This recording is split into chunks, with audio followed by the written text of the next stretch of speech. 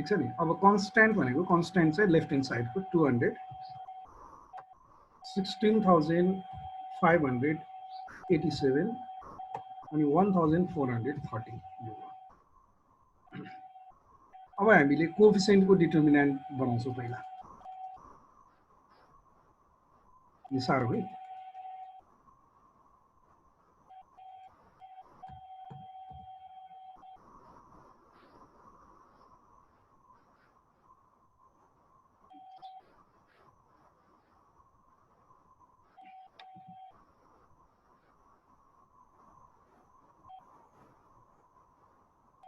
Coefficient को determinant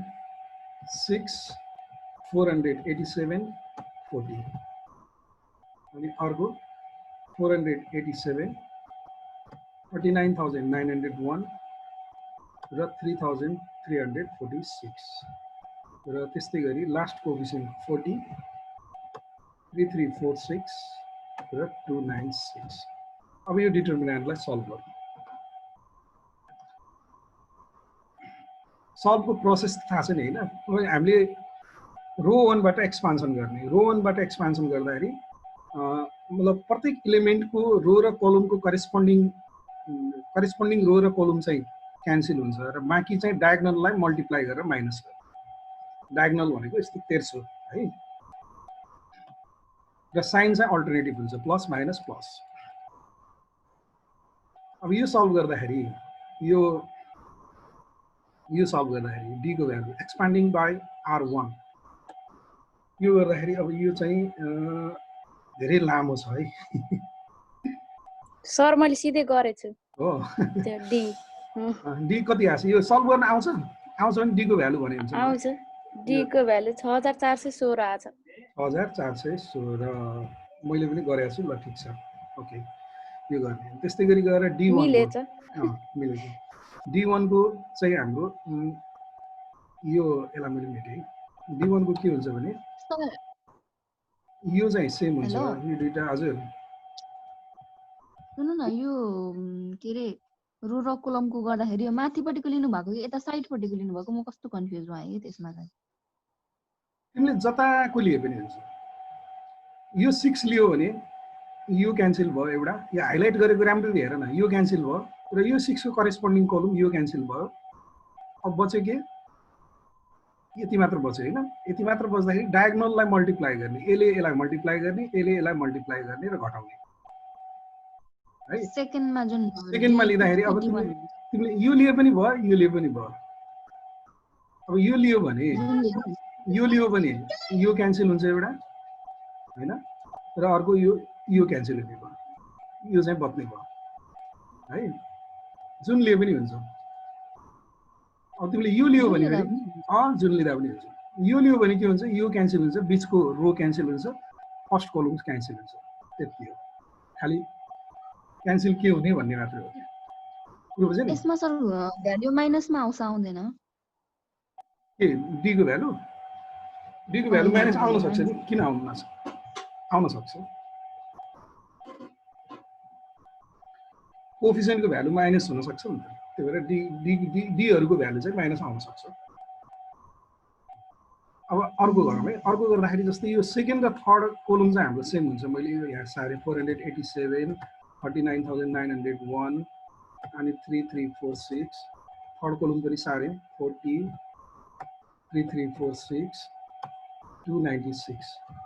first कोलमलाई हाम्रो के हुन्छ त कन्स्ट्यान्टले रिप्लेस गर्ने। अब कन्स्ट्यान्ट हाम्रो के छ कन्स्ट्यान्ट भनेको 200 कति थियो 200 यो 16,587 र 1430। फर्स्ट कोलम यहाँ रिप्लेस गर्नु 200 16,587 र 1430 यो D1 को भ्यालु। अब यसलाई एक्सपान्डिङ बाइ R1 गर्दा यो गरेछौ सब गरे सर माइनसमा छ। ओ माइनस कति आछ ल भन्नु। माइनस 1984 हो ठीक छ 1984 राइट एन्सर। अनि D2 को गर्दाखेरि अब यहाँनिर हाम्रो के हुन्छ भने यसलाई मैले मेटेँ त। D2 को गर्दाखेरि यो यसले सेकेन्ड कलमलाई रिप्लेस गर्छु है यो थर्ड कलम एज इट इज हुने भयो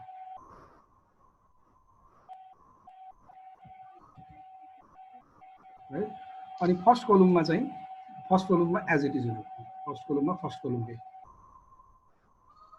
यो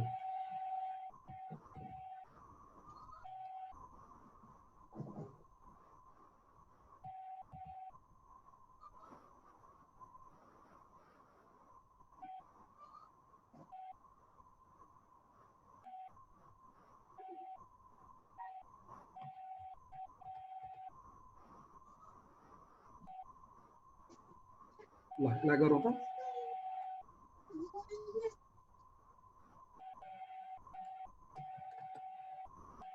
चलाउने हो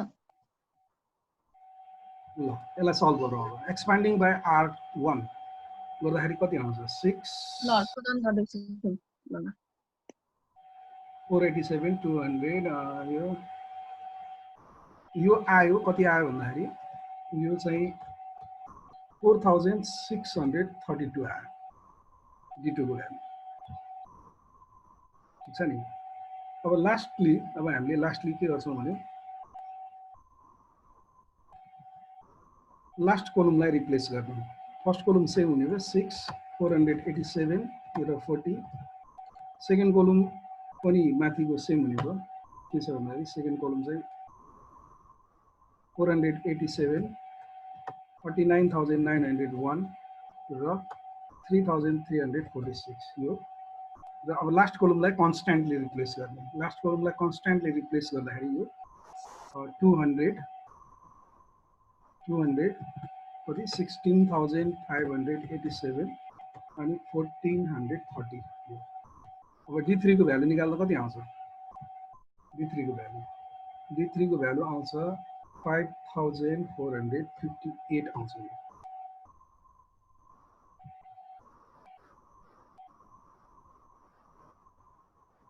आयो सर त्यति नै हो मिलेन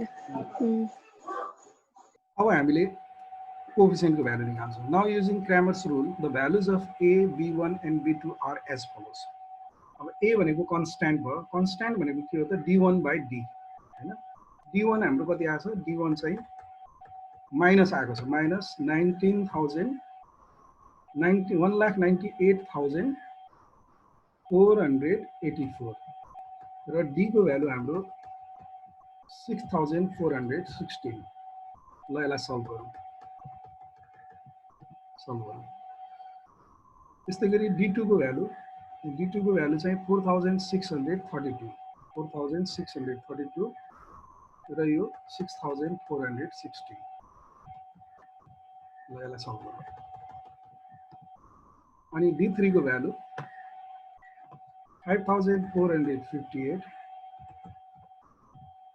र 6416 यसलाई सल्भ गरौँ कति आयो ए चाहिँ -30.94 यो -30.94 अनि यो 0. डेसिमल पछि दुईटा अङ्क लेख्दाखेरि 0.72 भयो अनि यो 0.85 ल हेरौँ है क्याल्कुलेसन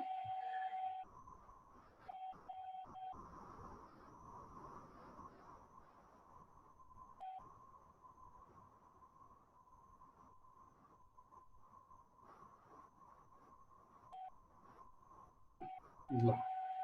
अब यसलाई सब्स्टिट्युट गर्ने substituting the respective values we get the estimated regulation equation as follows यो 1 नम्बरको एन्सर हाम्रो यहाँ आउँछ हैन यो 1 नम्बर 1 लेखौँ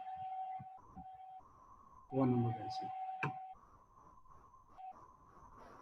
y estimated equal to a को भ्यालु चाहिँ -30.94 छ अनि b1 को भ्यालु 0.72 र b2 को भ्यालु 0.85 यो 1 नम्बरको एन्सर भयो है अब 2 नम्बरमा हाम्रो के सोधेछ 2 नम्बरमा 2 मा के भनेछ भन्दाखेरि यदि एउटा सेल्स पर्सनको स्कोर 83 छ एप्टिट्युड टेस्टमा र 7 इयरको एक्सपिरियन्स छ भने what annual sales might be expect from this person यो सोधेको छ कि X1 83. यसलाई मैले यहाँबाट कपी गरेँ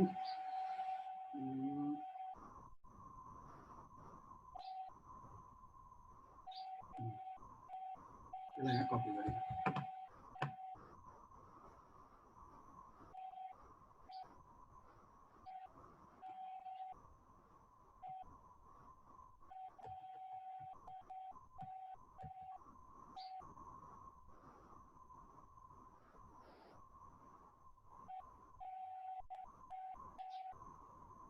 यसले सोधेको if a sales person scores 83 यो भनेको X1 हो हैन 83 on aptitude test and 7 years of experience लाई हामीले X2 भन्छ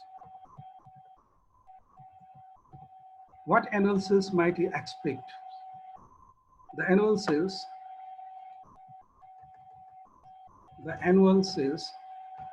that we might expect from this person is given by calculation. अब यहाँनिर यो चाहिँ हाम्रो 30.94 माइनस भयो माइनस 30.94 हैन प्लस 0.72 इन्टु x को भ्यालु कति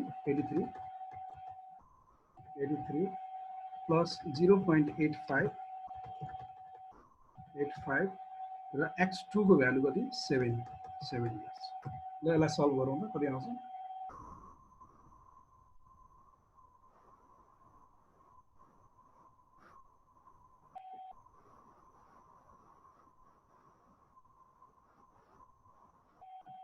34.77 आउँछ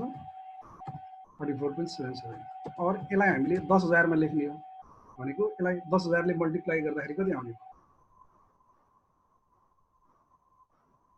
इन्टु 10,000 गरौँ यो भनेको रुपैयाँ 3,47,700 3,47,700 लेख्ने हुन्छ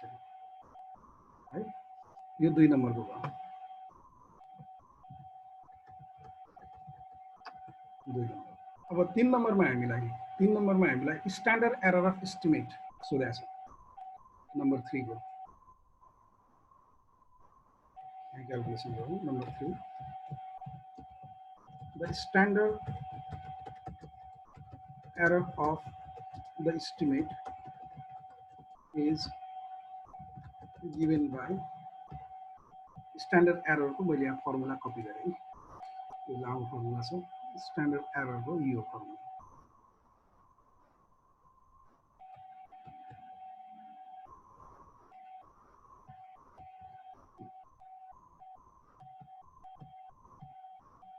यो अब यसैलाई फेरि this is equal to यसलाई यहाँ कपी गर्छु summation of y square हामीले y square निकालेको थियो नि टेबल हेरौँ त एकचोटी कति छ यसको लागि चाहिन्छ कि टेबल निकालेको summation of y square 7010 हो हैन अनि a भनेको यो a को भ्यालु चाहिँ -30.94 यो नेगेटिभ भएकोले ब्राकेटमा समेसन अफ y कति छ समेसन अफ y 200 हो क्या 200 अनि बीटा 1 कति 0.72 multiplied by summation of x1y 16,587 अनि beta 2 0.85 and summation of x2y कति हेर्नु भयो summation of x2y 1430 so this divided by n minus 3 n भनेको 6 हैन 6 minus 3 ल यसलाई सल्भ गरौँ अब यसलाई सल्भ गर्दाखेरि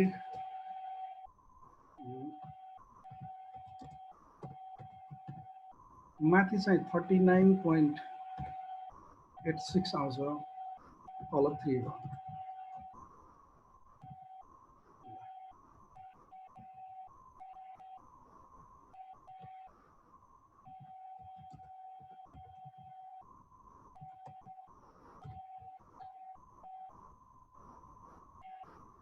$39.86 3.65 49 3 point कति 65 3 3.65 finally yeah standard error of 6 estimate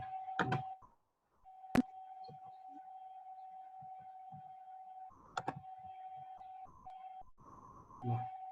अब थर्ड मा हामीलाई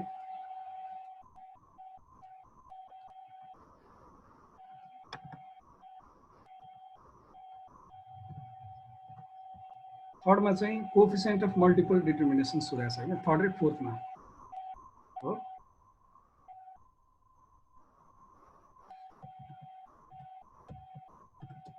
the coefficient of multiple determination is given by r square. अब यो मैले यहाँ फर्मुला कपी गरे coefficient of multiple determination यो r square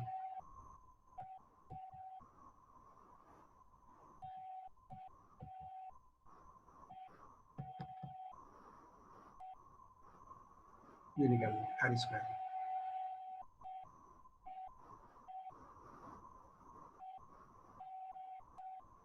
अब यो निकाल्दाखेरि r square equal to मैले यो यहाँ कपी गरौँ यस्तो गरौँ है डाइरेक्ट इक्वेसनमा गरे मैले a भनेको हाम्रो कति छ रे a भनेको -30.94 इन्टु समेसन अफ y कति 200 हैन प्लस b1 भनेको कति 0.72 इन्टु x1y कति हुन्छ x1y चाहिँ 16587 प्लस b2 भनेको 0.85 इन्टु x2y कति x2y चाहिँ 1430 हैन अनि त्यसपछि माइनस अब यो n भनेको हाम्रो 6 हो 6 multiplied by y bar square भनेको के हो भने y बार भनेको summation of y divided by n 200 मैले यही गरे है 200 डिवाइडेड बाइ n 6 को स्क्वायर हो यो स्क्वायर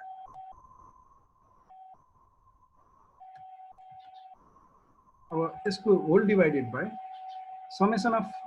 y स्क्वायर कति छ समेसन अफ y स्क्वायर यो 7010 हैन माइनस n भनेको 6 भयो multiplied by y bar square भनेको 200 डिवाइडेड बाइ 6 को स्क्वायर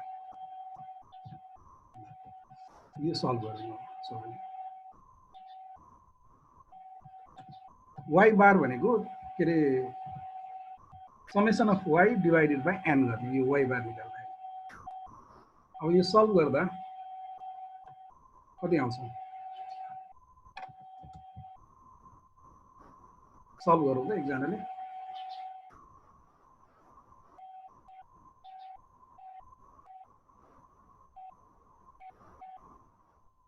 अनि त्यो निकालिसकेपछि नम्बर 5 मा the coefficient of multiple correlation निकाल्ने coefficient of multiple correlation यो भनेको r निकाल्ने r भनेको स्क्वायर रुट अफ के भनेको square root of r square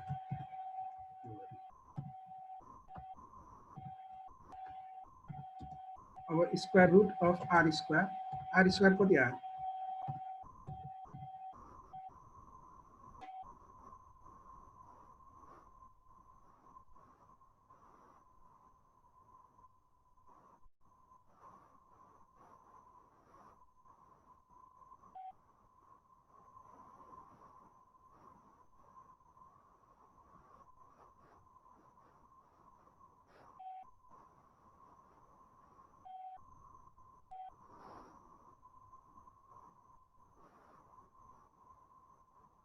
2.28 होइन होला होइन r square होइन 0.88 2.828 होइन रङ भयो तिम्रो मिस्टेक भयो त्यसो आर स्क्वायरको भ्यालु 1 भन्दा बढी त हुँदै हुन्छ नि 0.88 आर स्क्वायरको भ्यालु 1 भन्दा बढी भयो भने कोरिलेसनको भ्यालु पनि 1 भन्दा बढी आउँछ कोरिलेसनको भ्यालु कहिले पनि 1 भन्दा बढी हुन्न 0.88 हुन्छ सर 0.88 त्यो हुन सक्छ 0.88 को स्क्वायर रुट गरौँ ल स्क्वायर रुट 0.88 को स्क्वायर 0.93 0.94 अब यहाँनिर हेरौँ है अब यो जुन आर स्क्वायर छ नि आर स्क्वायर 0.88 लाई यसलाई कसरी इन्टरप्रिटेसन गर्ने the R square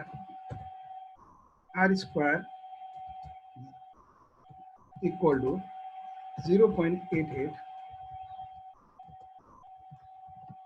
the r square 0.88 implies that 88% of the changes in your dependent variable and annual sales भनेको यो y भनेको annual sales भनेको y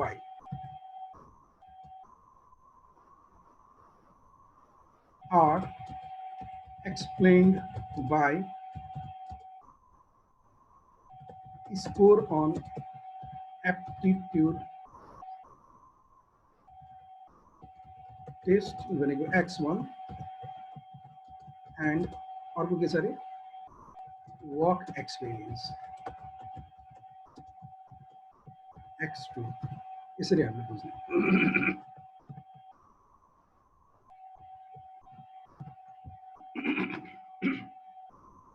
y मा हुने 88% परिवर्तन 88% परिवर्तन चाहिँ यो x1 र x2 को कारणले हुन्छ भने बाँकी रहेको कति रे 12% मात्रै हुन्छ 100 मा 88 घटाएपछि 12 हुन्छ बाँकी 12% अरु कारणले हुन्छ भने ठीक छ नि यसरी हामीले यो सल्भ गर्ने coefficient of multiple determination coefficient of correlation multiple correlation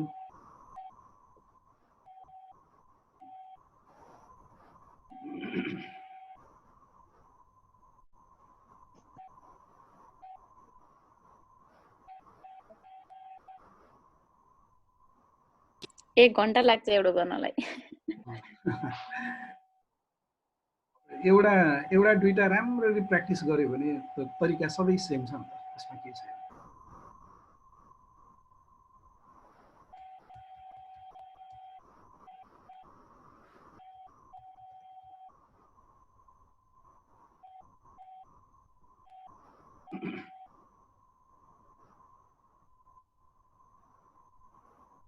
अब यो मल्टिपल कोरिलेसन निकाल्न सोध्यो भने रिग्रेसन इक्वेसन एस्टिमेट गर्दाखेरि जहिले पनि यो तरिकाले गर्ने हामीले अगाडि पढेको फर्मुलाबाट पनि गर्न सक्छौं तर अगाडि पढेको फर्मुलाबाट गर्दाखेरि डबल काम हुन्छ के यहाँ त्यही भएर कोएफिसिएन्ट अफ मल्टिपल डिटर्मिनेसन निकाल्ने र त्यसको स्क्वायर रुट गर्दिने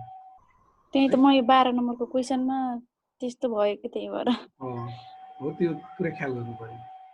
प्र्याक्टिस गर्दै गएपछि गानी बस्छ यो केही छैन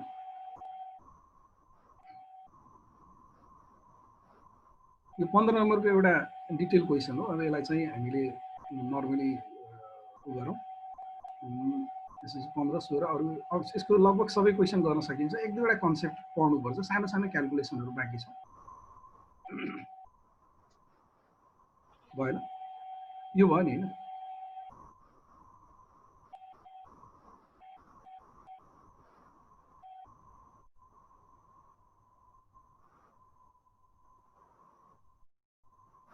ल ओके एक्जाममा त कति टाइम छुटाउनु पर्ला सर यसलाई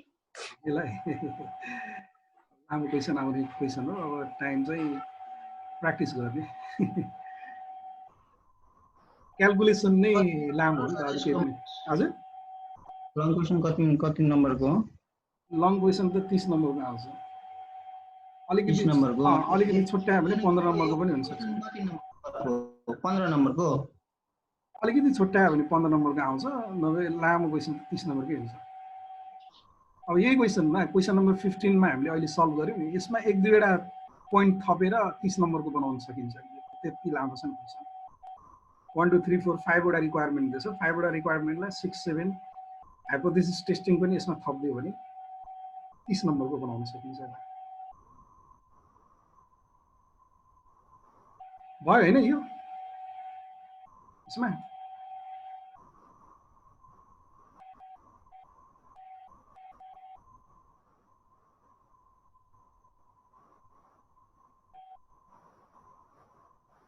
ल अब एउटा अर्को कन्सेप्ट मैले फेरि यहाँ भन्छु है त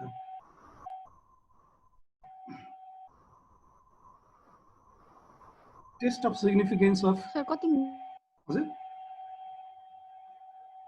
मिनेट लाग्छ ए अब यो पढ्न त हाम्रो यो दोस्रो सेसन हैन दोस्रो सेसन पछि तेस्रो सेसनको आधा आधा लाग्ला तर आज हिसाब गर्नु त भ्याइन्न होला त्यसो भए यसो गरौँ 8:15 लगभग भइसकेको छ यो कन्सेप्टलाई अर्को उसमा पढौँला है यो पढेर हिसाब गर्न भ्याइन्न अलि गाह्रो टाइम लाग्छ यसलाई अर्को क्लासमा हामी पढौँला अनि त्यसपछि हिसाब गरौँला अहिले तिमीहरूले यसो हेर्नु जस्तै कि यो सर हामीले कहाँसम्म गर्न सकिन्छ अब 16 नम्बर सकियो 17 नम्बर सकियो 18 नम्बर सकियो 18 नम्बरमा मैले एउटा हिन्ट दिन्छु सबैले ध्यानसित सुन्नु है A manager of a bank claimed that the value of share issued by the bank is degrading because of profit decrease. In order to check the claim of manager, an analyst compiled the data from past 5 years as follows. Year 1 is 2003, 4, 5, 6, 7. Value of shares 118, यो दिएको छ अनि profit in million of rupees मा दिएको छ हैन अब यहाँनिर हामीले के ध्यान दिनुपर्छ भन्दाखेरि यो इयर आफैमा एउटा भेरिएबल हो हुन्छ नि त्यही भएर यो इयरको भ्यालु लेख्दाखेरि 2003 2004 2005 2006 2007 लेख्ने होइन यो के हो टाइम सिरिज डेटा हो टाइम सिरिज डेटा भएको हुनाले 2003 लाई पहिलो वर्ष भनियो भने यो पहिलो वर्ष भनेको 1 भयो यो दोस्रो वर्ष भनेको 2 भयो यो तेस्रो वर्ष भनेको 3 भयो यो चौथो वर्ष भनेको 4 भयो यो पाँचौं वर्ष भनेको 5 भयो यसलाई 1 2 3 4 5 लेख्ने है यो x1 को भ्यालु यो मैले किन भनिरहेको छु भने यो estimate the value of share in year 2013 अब हामीले 2013 को भ्यालु एस्टिमेट गर्नु छ हैन 2013 को शेयर को भ्यालु एस्टिमेट गर्नु छ जतिखेर प्रॉफिट 9 मिलियन हुन्छ भनेपछि 2013 भनेको कतिऔं वर्ष भयो 2003 भनेको 1 हो 2004 भनेको 2 हो भने 2013 भनेको 11 हुन्छ 3 + 10 13 3 लाई पनि त गर्नु पर्यो नि गरेर 10 + 11 हुन्छ 13 को भ्यालु चाहिँ 2013 को भएको 11औं वर्ष हुन्छ त्यही भएर यहाँनिर x1 को भ्यालु 11 र x2 को भ्यालु 9 राखेर y को भ्यालु एस्टिमेट गर्ने सर यसमा चाहिँ x माइनस मिडल इयर गरेर गरिन्थ्यो हामीले हैन x माइनस मिडल इयर के कस्तो मिडल इयर भनेको अब यसमा बीचमा अब जस्तो 2003 4 5 6 7 भयो नि अब 3 बाट 5 घटाएर x को भ्यालु चाहिँ त्यसरी निकाल्ने के होइन 2003 भनेको पहिलो वर्ष हो त्यसको भ्यालु 1 राख्ने 2004 भनेको दोस्रो वर्ष हो त्यसको भ्यालु 2 राख्ने प्रत्येक वर्ष प्रॉफिट चाहिँ के रे शेयरको भ्यालुमा चेन्ज भएको छ भनेको मतलब टाइम फ्याक्टर आफैमा एउटा भेरिएबल हो के टाइम अनुसार त्यो अनि बीचमा सर त्यो ग्याप गरेर दियो भने नि कस्तो ग्याप त हुँदैन नि ग्याप कहाँ हुन्छ हैन त्यस्तो क्वेशन इकोनोमिक्समा त्यस्तो क्वेशन थियो तिम्रो यस्तो छ त्यो ग्याप गरेर दियो भने त टाइम सिरिज रिग्रेसनै हुँदैन के टाइम सिरिज रिग्रेसनको लागि त्यो अर्कै कुरा हो तिमीले पढेको टाइम सिरिज भनेको के हो भन्दाखेरि इक्वल डिस्टेन्स अफ टाइम पिरियडमा डेटा दिएको हुनुपर्छ तिमीलाई 2003 को भ्यालु छ अनि 2007 को दिएछ त्यसपछि 2009 को दिएछ अनि 2016 को दिएछ भने त्यो इक्वल ग्याप भएन नि त त्यसलाई हामीले टाइम सिरिज भन्दैनौँ इक्वल ग्याप हुनुपर्छ मन्थली भयो भने 1 month डिफरेन्समा हुनु पर्यो क्वार्टरली भयो भने त्यसो वन हुन्छ क्वार्टरको quarterly। वन क्वार्टरको डिफरेन्स हुनु पर्यो इक्वल डिस्टेन्स अफ टाइम हुनुपर्छ क्या मन्थली भयो भने वन मन्थको हुनु पर्यो क्वार्टरली भयो भने वन क्वार्टरको हुनु पर्यो सेमी एनुअली भयो भने आधा वर्षको हुनु पर्यो होइन एनुअली भयो भने एक वर्षको हुनु पर्यो इक्वल डिस्टेन्स अफ टाइम हुनुपर्छ टाइम सिरिजमा है यो अरू क्यालकुलेसन यसको सेम छ यो ट्राई गर अनि 19 पनि गर्न सक्छौ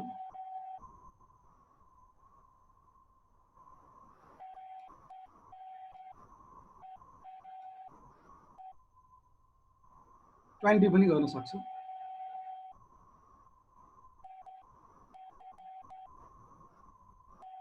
21 को पनि यो 1 र 2 त गर्न सकिन्छ यो test of significance of regression coefficient चाहिँ यो पढाउन बाँकी छ है जस्ट 20 सम्म गर्नु न अहिले 20 सम्म त्यही गरौँ है आजलाई सर हजुर यो अघिल्लो सोलुसनमा छ नि यो स्ट्यान्डर्ड हजुर एरर अफ एस्टिमेट होला 3 नम्बरको यो सोलुसन देखाउनु त स्ट्यान्डर्ड एरर भन त के भने रे यहाँ स्ट्यान्डर्ड एरर अफ एस्टिमेट त्यो 3 नम्बरको थियो नि अघि 15 नम्बरको त्यसमा n - k - 1 हो n - k - 1 यस हो त्यो भनेको n - 3 हो डाइरेक्ट किनभने हामीसँग दुईटा मात्रै इन्डिपेन्डेन्ट भेरिएबल हुन्छ त्यसकारणले k को भ्यालु 2 हुन्छ के n - k - 1 भनेको हाम्रो केसमा हामीले मल्टिपल रिग्रेसन गर्दाखेरि k को भ्यालु चाहिँ इन्डिपेन्डेन्ट भेरिएबल हो के भनेको नम्बर अफ इन्डिपेन्डेन्ट भेरिएबल हामीसँग दुईटा हुन्छ त्यही भएर k को भ्यालु 2 हुन्छ त्यसकारणले n - k - 1 गरे भने n - 3 भनेको त्यो हो डाइरेक्ट स्लाइडमा हेर्यो भने थाहा हुन्छ तिमीले थ्यांक यू अनि अब स्ट्यान्डर्ड सर एरर एक्सेलमा सल्भ गरेको पनि पठाइदिनु न है एक्सेलमा मेरो त बिचमा लाइन गर्दै छैन यो के अरे वर्डमा गर्नुभएको हजुरले यो सोलुसन सोलुसन भनेको सोलुसन साह्रै हुन्थ्यो नि तिमीले लाइन गयो कि बिचमा मोबाइलबाट नेटवर्कै टिपेन कुदा यहाँनिर आधीबाट पछि भर्खर लाइन आयो तिमीले यसो गर त पहिला तिमीले सोलुसन पठाएर त्यो सोलुसन हेर्नुभन्दा मेरो विचारमा मेरो एकदम राम्रो विचार छ तिमीले बरु यो फर्मुला स्लाइड्समै छ मैले एक्सप्लेन गरेको होइन बरु यो एन्सरहरू तिम्रो सही हुन्छ कि गलत हुन्छ त्यो एन्सरहरू नोट गरेर डी को भ्यालु कति आयो डी1 को भ्यालु अनि एकचोटि आफै ट्राई गर भएन भने म तिमीलाई सोल्युसन हुन्छ त्यो ट्राई त गर्छु कि पठाइदिइराख्नु न यो पनि डी को भ्यालु 6416 है डी1 को भ्यालु चाहिँ यहाँ छ -1,98,484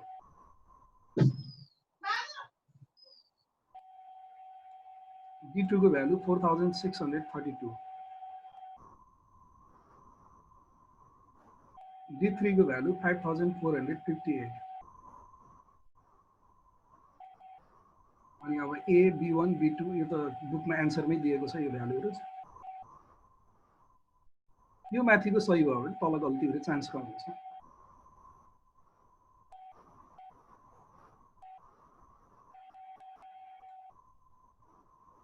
गरम म पठाइदिउँला है हुन्छ सर ल अहिलेलाई यति गरौँ हैन